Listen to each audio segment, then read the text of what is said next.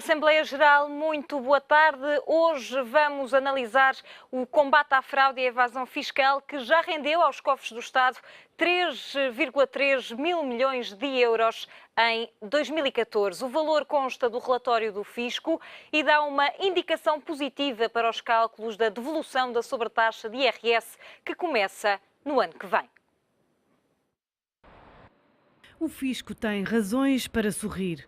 Em 2014, o Estado arrecadou 3,3 mil milhões de euros, resultado do combate à fraude e evasão fiscais, ou seja, cerca de 2% da riqueza produzida no país no ano passado. Os dados constam do relatório de atividades de combate à fraude e evasão fiscais, entregue no Parlamento e a que o Económico teve acesso.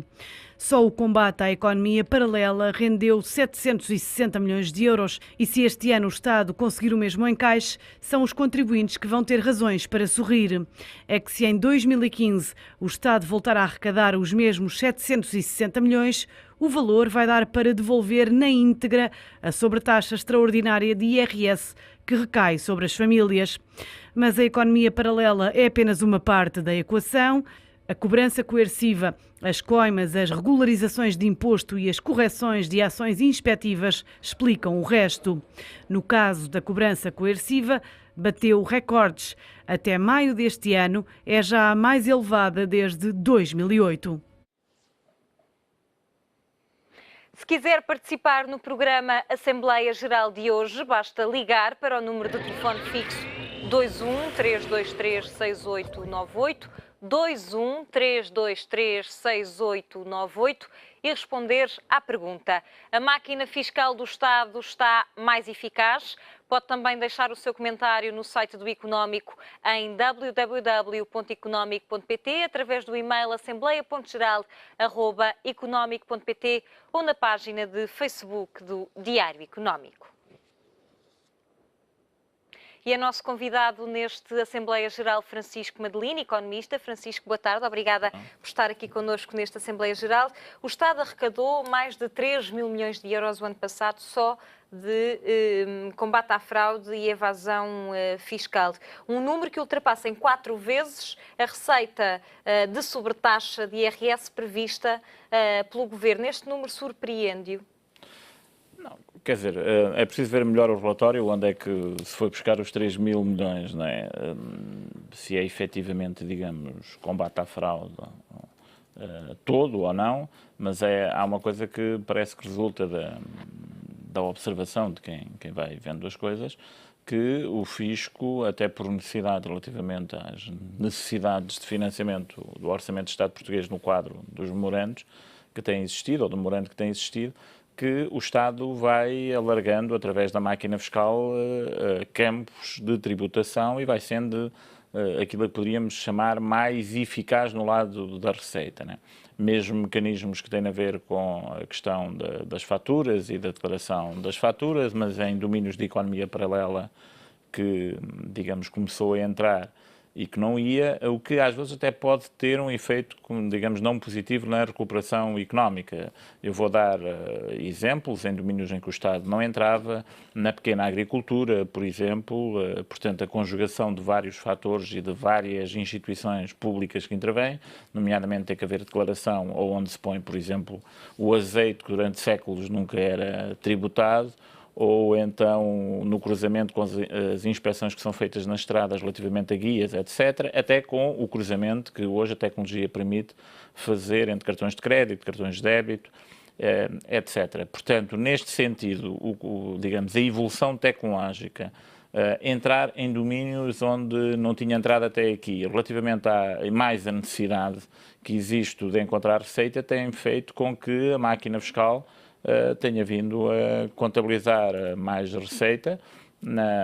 Aliás, a situação fiscal portuguesa, já que é difícil nós, digamos, na semana que estamos a ver, nunca comparar com a Grécia, eu não falar da Grécia, mas a grande diferença que, aliás, existe entre Portugal e a Grécia, é que nos diagnósticos que são feitos pela Troika e por outros fundos, é sempre a capacidade que a máquina fiscal em Portugal tem de ser mais eficaz na captação da receita relativamente à situação desses países, que tem a ver não apenas em algumas situações, no caso da Grécia, com uma tradição, digamos, de alguns segmentos de fugirem ao fisco ou de não serem taxados, mas mesmo a própria máquina fiscal, digamos, não teve as alterações que a máquina fiscal portuguesa teve. Normalmente é dado o exemplo do Paulo Macedo, que teve, do ponto de vista da evolução tecnológica que foi tida e que permitiu, digamos, esta capacidade que tem vindo desde que foi, durante o final dos anos 80, 90, a ser criado, digamos, a nova matriz de impostos, o IVA e o IRS, tem vindo progressivamente a haver uma maior captação de impostos. Mas eu acho que há domínios onde é necessário a máquina ser mais eficaz também, não é? Já lá vamos em detalhe nesses domínios. Falou de que a necessidade fez de facto com que Portugal se tornasse mais eficiente do ponto de vista da máquina fiscal. Porquê é que não o fez antes? Porquê é que foi preciso chegar a uma situação de quase bancarrota, de pedir ajuda internacional para se tornar tão implacável e tão eficaz no combate à fraude e evasão fiscais?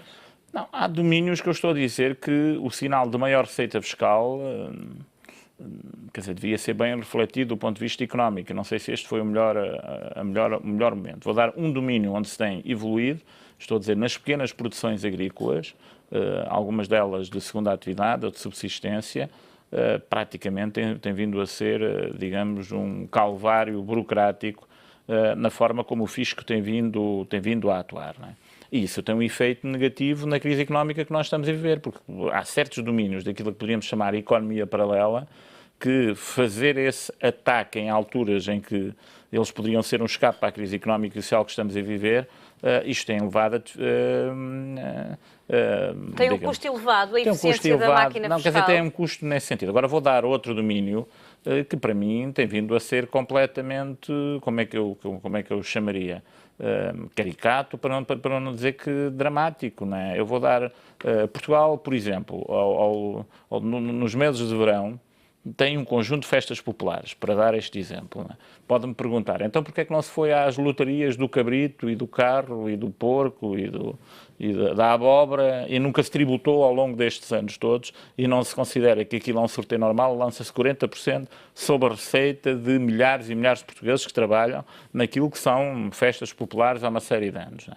E o fisco entrou nessa forma de forma dramática, está a criar problemas a dezenas e dezenas de pessoas que vão ser constituídos arguidos para processos da motorizada, aqui por utilizar alguma terminologia com algum humor, da Zundap que foi sorteada nas festas do ano anterior. Portanto, há aqui componentes, para se ter uma ideia, da forma como a necessidade fez e que provavelmente deverá haver alguma adaptação fiscal, também algum cuidado fiscal a ter nestas matérias. Não é? E há um domínio, então, que nunca se entrou, pode-me perguntar porquê é que nunca se entrou a sério, tem a ver com a avaliação cadastral, porque então esse é um domínio que eu diria que é uma grande diferença para os países europeus, em que o imposto sobre o património, sobre este tipo de património, é uma receita significativa, pode levar até a algumas injustiças em que um jovem que compra uma casa em Lisboa pode pagar de imposto valores elevados. Ou pessoas que recebem casas de herança também. Quer dizer, mas eu estou a dizer com pessoas que têm hectares e às vezes milhares de hectares e que pagam umas centenas de euros de imposto por essa propriedade. Porquê? Nós podemos dar o exemplo da grande propriedade, mas sobretudo porque a norte do Rio Tejo, fundamentalmente a norte, a parcialização da propriedade criou uma situação em que, digamos, o Estado foi criando leis para impedir o parcelamento, mas, digamos, a vivência social foi continuando a dividir a propriedade consuetudinariamente e aquilo é kafkiano do ponto de vista de dividir a propriedade e haver ali uma forma de tributação dessa própria propriedade. Eu acho que é um dos exemplos mais nítidos da contradição entre que é um comportamento social e da legislação que se faz e depois do fisco que fica completamente incapaz de tributar isso. Já no tempo do professor Cavaco Silva foi feita uma avaliação paga, aliás, pela Europa, cadastral, que utilizou, aliás, meios aéreos, etc. Depois, quando foi para tributar, criou-se o limite de não haver uma duplicação e nos últimos anos ainda se tentou, digamos, há 6 ou 7 anos, tentar fazer uma regularização dessa situação, mas aquilo é, digamos, kafkiano do ponto de vista burocrático de estar a fazer. Portanto, há domínios onde se não entrou, como este que eu estou a dizer, que eu acho que se devia haver uma ponderação. Eu não sou fiscalista, também não sou especialista em agricultura para perceber que há dificuldades entre o emparcelamento da propriedade e depois a dimensão mínima das propriedades para a exploração, digamos, agrícola, moderna, mas isso choca, digamos, com hábitos sociais muito fortes, até este domínio das festarolas por este Portugal fora, em que se está a entrar, digamos, com toda a tecnocracia jurídica, não é? Portanto, eu estou a dizer que este aumento de eficácia, porque é que nunca foi feito? Porque se encarou em determinadas alturas, que provavelmente que essa não era a matéria que deveria haver digamos assim, esse ataque. Depois ainda há o outro domínio que tem a ver com offshores, e todo o tipo de movimentações que têm levado a vários perdões fiscais, que Mas seria uma outra já lá componente. vamos a essa economia paralela, Francisco Madelino. Vamos alargar a nossa conversa também aos nossos telespectadores. No Chaneves, muito boa tarde, liga-nos de Rio Maior. Qual é a sua opinião sobre este combate à fraude e evasão fiscais do Governo? Boa tarde, Marina, e também para o convidado. Realmente, eu acho ótimo. O fisco tem razões. Quem as consequências aqui eram os médicos. Os médicos é que sofriam muito, e eu sei porque tenho um médico em casa. E de maneira que isto, de facto, acho que não. E mesmo assim, penso que ainda há muitas cabeleireiras aí que não estão coletadas, que não estão nada disso, que os fiscais não vão lá, não vão fiscalizar. E, portanto, acho que isso também devia ser, porque nós, na função pública, somos os primeiros a apanhar com tudo. E também gostava de perguntar aí ao professor Madelino, porque é que os terrenos pagam menos do que as casas, de mim? Isso é que eu gostava, de facto, que o professor me esclarecesse, se pudesse. Muito obrigada. Muito obrigada, beijinhos. Obrigada, no Chaneves, pela sua participação nesta Assembleia Geral. Francisco Madelino, porque é que os terrenos pagam menos do que as casas? Sim, eu gostava só de dizer uma coisa, estou de acordo que há um conjunto de atividades que não têm a ver com esta economia paralela, que é, digamos, uma situação que às vezes eu acho que devia haver alguma ponderação na forma como é tributada, mas depois há um conjunto de atividades económicas, profissões independentes, pode ser a cabeleireiro, ou restaurante, ou empregada de limpeza, etc. Um conjunto de profissões independentes, até aos médicos, advogados e outros, em que, digamos, o Estado tem que ser mais, digamos, aí não há qualquer razão para haver alguma ponderação, já atendendo a outro tipo de atividades económicas que são feitas. O que tem a ver com a questão dos terrenos é que há um problema de propriedade. Há propriedades que, digamos, não estão regularizadas.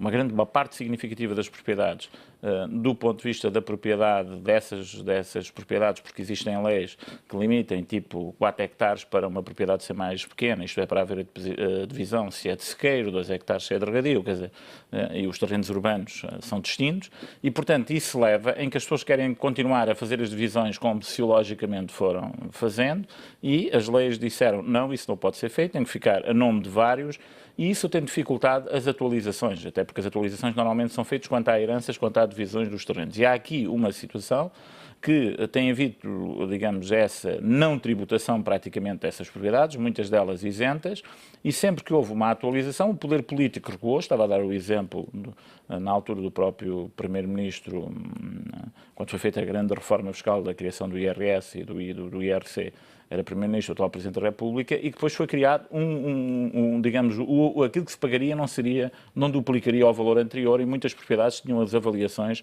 muito antigas. Como sabe, houve uma reavaliação para o EMI do património urbano, mas do património rural não houve essa reavaliação. Muitos têm medo que isso seja uma autêntica Maria da Fonte no Portugal rural, isto é, um Portugal que há séculos, em pessoas que têm estas propriedades, muitas delas até não exploradas, entraríamos aí no debate dos incêndios, etc. E, portanto, isto é um dossiê que leva a que nós tenhamos aqui uma tributação muitíssimo mais baixa desta ação, e não tem havido... Justa ou injustamente? Eu acho que deve ser, quer dizer, eu não sou um especialista nestas matérias, mas eu acho que deve haver uma ponderação entre a situação social, em que as pessoas, mesmo que queiram dividir, não haver esta proibição da lei, que depois não é respeitada na prática, e haver, pelo contrário, uma tributação acrescida para as pessoas que dividem o terreno abaixo dessa dimensão, para obrigá-las a vender, que é mais ou menos a prática que tem existido em países como a Inglaterra e outros. Ou seja, quando a propriedade não está a ser utilizada, há uma tributação acrescida ou não recuperada nos meios urbanos para obrigar a pessoa a vender, porque ela não dá rendimento para pagar a tributação, de forma a que ela tenha uma exploração económica. E, portanto, neste sentido, é injusto, porque um jovem ou um casal jovem que compra uma casa em Cacém ou Queluz estar a pagar 1.000 euros ou 1.000 e tal euros e depois ver grandes propriedades a pagar 20 ou 30 euros ou estar isentos de tributação. Portanto, esse é, de facto, era um compromisso que estava no memorando que estava da Troika, que era, digamos, modernizar e atualizar a tributação dos impostos sobre o património e, portanto, isso não acontece. Portanto, Portugal, neste sentido, tem um peso excessivo dos chamados impostos indiretos, que muitos dizem que são regressivos, porque quem mais consome é quem tem menos dinheiro, que mais consome, quer dizer, a maior proporção de rendimento que é consumida é naqueles que ganham menos, porque quem ganha mais pode poupar e, portanto, aquilo que consome na proporção do seu rendimento é menor. E isso eu tenho levado. Mas eu gostava de dizer que, normalmente, em economia, costuma-se fazer uma relação entre a carga fiscal e o nível de desenvolvimento do país. Não é? E o país tem uma carga fiscal acima do seu nível de rendimento per capita. Isto é, para dizer o seguinte, se o país tivesse o rendimento da Dinamarca, o rendimento dos Estados Unidos ou da Noruega, digamos, a parte que capta em impostos, porque há mais economia formal, porque é mais desenvolvido, porque a máquina fiscal também é mais, digamos, eficiente, mas sobretudo porque à medida que o país vai crescendo, vai poder alargar para segmentos de economia paralela e que pode fazer essa tributação. Quando nós comparamos o nível de rendimento per capita com a carga fiscal, isto é, as receitas dos impostos no PIB, isso dá entre os países todos, digamos, como uma curva que dá à média e Portugal está acima dessa curva, isto é, para o nível de rendimento que tem, o peso da carga fiscal no PIB é superior. Por isso é que... Só estas receitas de combate à fraude representam 2% do PIB português? Sim, representam 2% e à medida que isso aumenta, mais aumenta a distorção.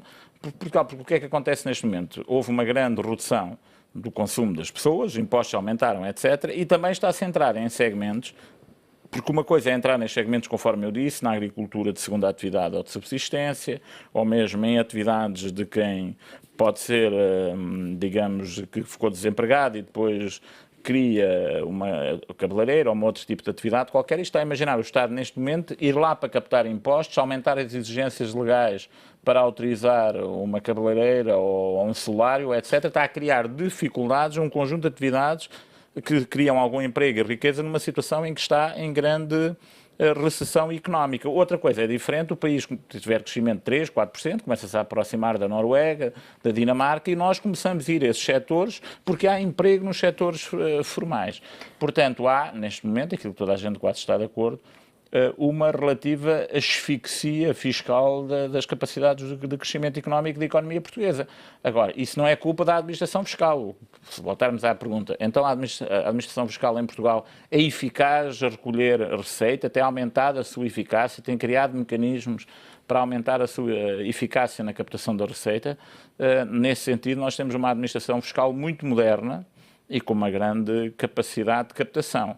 Em domínios da proteção do cidadão, acho que podíamos falar aqui da lista VIP e outras situações, não nessa vertente. Foi logo o que me ocorreu quando falou em proteção dos Sim, porque nós estamos numa situação em que mas isso é outra matéria, não tem a ver, digamos, com as vicissitudes e aquela discussão da lista VIP, tem a ver que em concreto digamos, aumentou muito esta capacidade de interseção de dados, etc, etc, mas em matérias que têm a ver como é que é várias passwords, vários níveis, como é que os funcionários podem ter acesso aos dados das pessoas, aí os sistemas não foram todos modernos, mas isto é uma boa imagem, isto é, avançou-se muito na captação de receita, o sistema tornou-se muito moderno em captar impostos. Noutros domínios temos que fazer aqui alguma reflexão em que um funcionário que está colocado, foi o que pareceu daquela lista VIP, também não domino o sistema em pormenor, posso estar aqui a dizer alguma injustiça, mas a sensação com que ficou é que um funcionário que esteja, por exemplo, em Salvaterra de Magos, já agora que é o mesmo conselho,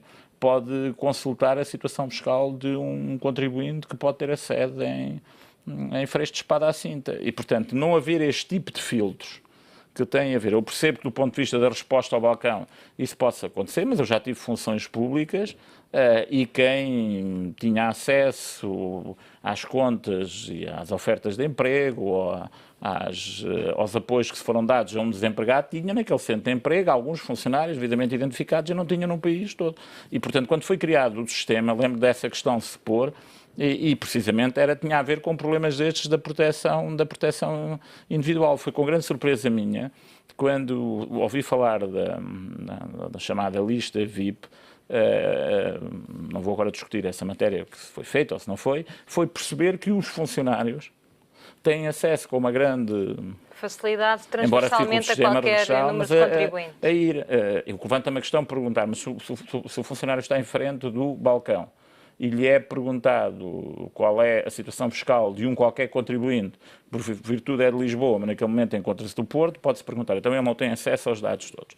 Quer dizer, do ponto de vista da eficiência da resposta do serviço imediata, isso seria aconselhável, mas se eu colocar a questão do segredo fiscal, talvez eu dissesse quanto a alguém num outro centro tem que ter consulta aos dados noutro sítio, tem que haver uma autorização de alguém ou um pedido de autorização informática para isso ser feito. Porque eu lembro-me sempre, quem estuda estas questões da burocracia, só para terminar, um francês que dizia que as ditaduras começam sempre atrás do guichê.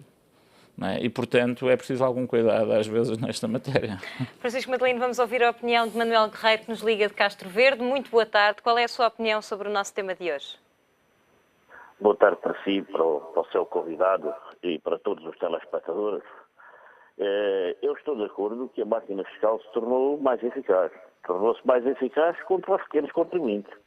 Realmente, basta ver esse exemplo escandaloso, foi a questão do tal imposto de circulação sobre os automóveis, que as pessoas tinham trocado ou vendido ao abrigo da legislação anterior, e que depois, de repente, milhões de portugueses foram surpreendidos com impostos para pagar, porque o imposto de circulação passou a ser de circulação só no nome, porque o imposto tem que ser pago mesmo que o carro não circule ou que até já não exista. Portanto, isso foi um autêntico roubo que 6 milhões de pessoas, entre eles também me tocou a mim, com o carro entregue no stand há 15 anos, de acordo com as regras que existiam na altura, o carro desapareceu, foi para a sucata, mas não foi abatido, e eu tive de pagar os impostos todos, com o palmo de língua de fora, porque de facto o Estado decidiu assaltar as pessoas que tinham vendido automóveis. Não é? Portanto, esse é um pequeno exemplo, mas há outro.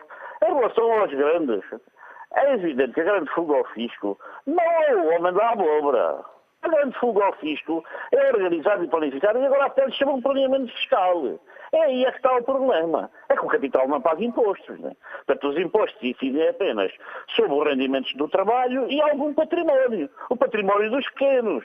Porque em relação aos grandes grupos económicos, às grandes instituições financeiras, esses põem as sedes onde mais lhe convém, onde os impostos são mais baixos, e depois criam um conjunto de organismos que dizem que são delegações por todo o mundo, e depois não pagam onde estão de impostos e ainda recebem benefícios fiscais. É por isso, também é uma das razões, porque os países, as contas dos países estão na desgraça em questão, porque as receitas que provêm dos impostos são pagas apenas por uma pequena parte dos contribuintes. Os contribuintes mais pobres, os ricos não pagam. É por isso que a situação tende a agravar-se, não é? Porque, repare, se o capital, os chamados rendimentos de capital, são metade ou mais de metade da riqueza nacional, vejam lá quanto é que é o IRC. Comparado, por exemplo, com o IRS. O IRC é uma ninharia. A boa parte das empresas portuguesas declaram sistematicamente prejuízos ou declaram um lucro de meia dúzia de euros para não estarem sempre no vermelho. E, portanto, na verdade, os impostos incidem sempre sobre o trabalho e o pequeno património. Por isso, dizer-se a máquina fiscal, pois a máquina fiscal tornou-se mais eficiente contra os pequenos e criou até uma ilusão de que a economia está a crescer. Porque quando se fez os barbeiros, os mecânicos e os cabeleireiros começarem a passar faturas dos cafés, venderem as bicas com a fatura, veio à contabilidade alguns proveitos que não vinham. E isso criou a ilusão de que a economia estava a crescer, porque nesses pequenos negócios não já menos fuga ao fisco. E, portanto, antigamente era uma impunidade total, agora já não é. Isso criou esta ilusão de que há 1% de crescimento na economia, quando, na verdade, isto é apenas estatístico, porque resulta do facto de alguns pequenos negócios terem começado a pagar alguns impostos, coisas que nunca na vida tinham feito, porque a maior parte do nosso tecido empresarial nem sequer sabem o que são impostos. Nunca na vida tiveram de pagar onde estão, portanto, nunca tiveram lucros. Uma grande parte das empresas portuguesas, das que foram criadas até hoje, ainda nunca tiveram lucros. Portanto, nem sequer sabem o que são impostos. Pensam que o único imposto que existe é o IVA. Portanto, com esta situação, a máquina fiscal toca naqueles que não podem fugir. Em relação ao resto, a nossa máquina fiscal continua a ser uma maravilha para os ricos. Muito obrigado, boa tarde. Boa tarde, Manuel Guerreiro, pela sua opinião neste Assembleia Geral. Recordo que se quiseres participar no nosso programa de hoje, basta ligar para o número de telefone 21 323 6898 e responder à nossa pergunta de hoje. A máquina fiscal do Estado está mais eficaz? É a pergunta que fazemos hoje, depois da manchete do Diário Económico de hoje, que dá conta que o Estado arrecadou 3,3 mil milhões de euros com o combate à fraude e evasão fiscais em 2014. É o resultado do primeiro relatório da atividade da combate à fraude e evasão fiscal, que foi ontem entregue na Assembleia da República e a que o Económico teve acesso. Se este ano for desta dimensão a captação destes impostos, o Estado pode devolver na íntegra a sobretaxa de IRS prevista para 2016. Ouvimos já a opinião de outro telespectador, Joaquim Azevedo. Muito boa tarde. Qual é a sua opinião sobre o nosso tema de hoje? Boa tarde. Eu, quando liguei a televisão, já o programa estava a decorrer e eu entendi que seria de pagar impostos ou por não pagar impostos, mais ou menos sobre essa matéria. Acontece que nos tempos que vivemos, é lamentável que eu sou de Vila Nova de Famalicão, vivendo eu a 1 quilômetro e meio do centro da cidade, onde há vários hipermercados e essa coisa toda. E temos aqui um mini-mercado. Eu dei o serviço militar em Angola, isto nem de longe nem de perto se consegue comparar com as tavancas que havia em Angola, ao lado dos pretos e essa coisa toda. Quer dizer, é tudo misturado, não se sabe onde são as maçãs, não se sabe onde estão as peras, não se sabe onde está o açúcar, onde está o arroz, nem essa coisa toda. Mas o mais importante é que não tem ainda a balança de pesos, quando não tem peso suficiente para pesar a determinada mercadoria, põe sacos de arroz ou põe sacos de açúcar ou não sei quantos, não passa a fatura, faz as contas a lápis e a papel, não dá de qualquer documento sobre aquilo que a gente pagou. Quer dizer, ela não tem preços nas mercadorias, faz o preço conforme ela quer, apresenta ao cliente, o cliente paga se quer, se não quer ficar de ver, também parece que está cheio até às pontas dos cabelos, fartas de dívidas, e é mais ou menos dentro disso. Bem que o nosso país dá para a frente, trabalhando com gente dessa natureza. Joaquim Azevedo, muito obrigada pela sua opinião neste Assembleia Geral. Francisco Madelino, pegando no telefonema anterior de Manuel Guerreiro, primeiro, em que falava que, de facto, está mais eficaz, mas para os pequenos contribuintes, os grandes contribuintes são tratados de forma diferente. Concorda?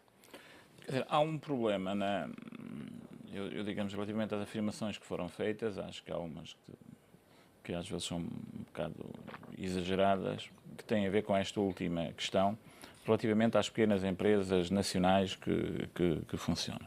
Eu acho que o aumento das exigências fiscais, mas sobretudo que cruzam depois com questões fiscais e parafiscais, das condições de funcionamento em que funcionam muitas dos pequenos negócios, e Portugal, nesse sentido, isso é o lado positivo, tem uma grande modernização das condições de exigência, mas quem tem um contacto com pequenos empresários, às vezes torna-se um bocado, eu diria, indigno até e assustador, a forma como quem tem uma pequena loja de eletrodomésticos, um pequeno café, é sujeito a uma multiplicidade não apenas dos impostos e, digamos, da entrada progressiva, mas da quantidade de multas que são receitas, não de impostos, mas para fiscais. Não é? Eu estou, um mero exemplo, mas ainda há dias um pequeno empresário que não sabia que tinha que colocar um autocolante, digamos, como dizem jovens, XPTO, à porta do estabelecimento para não se poder fumar. É uma loja de eletrodomésticos onde esse problema não se pedia.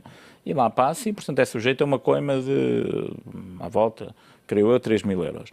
E, portanto, para tirar 3 mil euros, hoje, isso implica, no negócio daqueles, digamos, muita atividade. E, portanto, eu estou a dizer que a multiplicidade de exigências técnicas que foram surgindo E de matérias destas faz lembrar uma coisa que acontecia quando eu era jovem, ia com o meu avô e os carros de bois que existiam antigamente e aparecia a GNR e ele dizia, com aquele ar carinhoso dele, filho, vamos ser multados, não sabemos de quê, mas vamos ser, não é? E, portanto, quando isto cria, digamos, uma situação destas, é preciso relativizar no quadro em que estamos a fazer. Agora, mas onde é que se deve aliviar? Nessas agora é que eu estou a dizer. exigências ou não, estou a dizer que a nível fiscal? às vezes há quem seja, digamos, demasiado...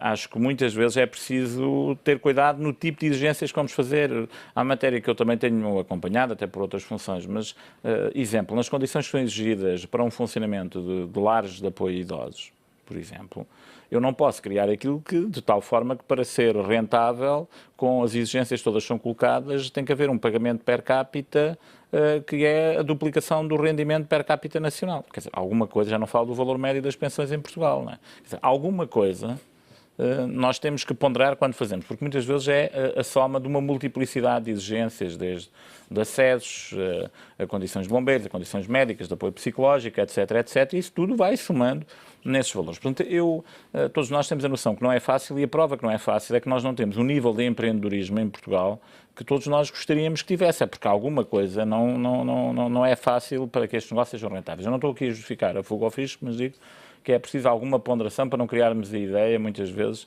errada, na minha opinião. Depois há um outro domínio, que são das grandes empresas, e as grandes empresas concorrem, fazem planeamento fiscal, conforme foi dito aqui, concorrem em espaços globais, em espaços europeus e outros. O Luxemburgo vive de ter mecanismos para que não se paguem impostos, a Holanda, idem, a Irlanda, idem, aspas, não é?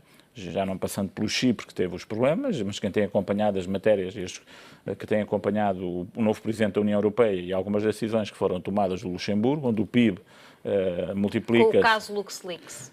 Pois é, são várias questões. Isto a Irlanda viveu uma série de tempo de ter, por exemplo, 100 unidades monetárias de lucro e haver uma empresa lá numa offshore, lá, que depois passa uma fatura de um serviço qualquer prestado, pode ser de advocacia ou da assessoria fiscal, de 100 e passa a ter IRC 0 cá. E o que acontece é que paga cá 0, o imposto lá é reduzido e depois aparece exportações da Irlanda 100, aumenta o valor acrescentado na Irlanda 100 e passamos aqui todos a fazer discussões muito interessantes à volta desta mesa porque é que a Irlanda é competitiva.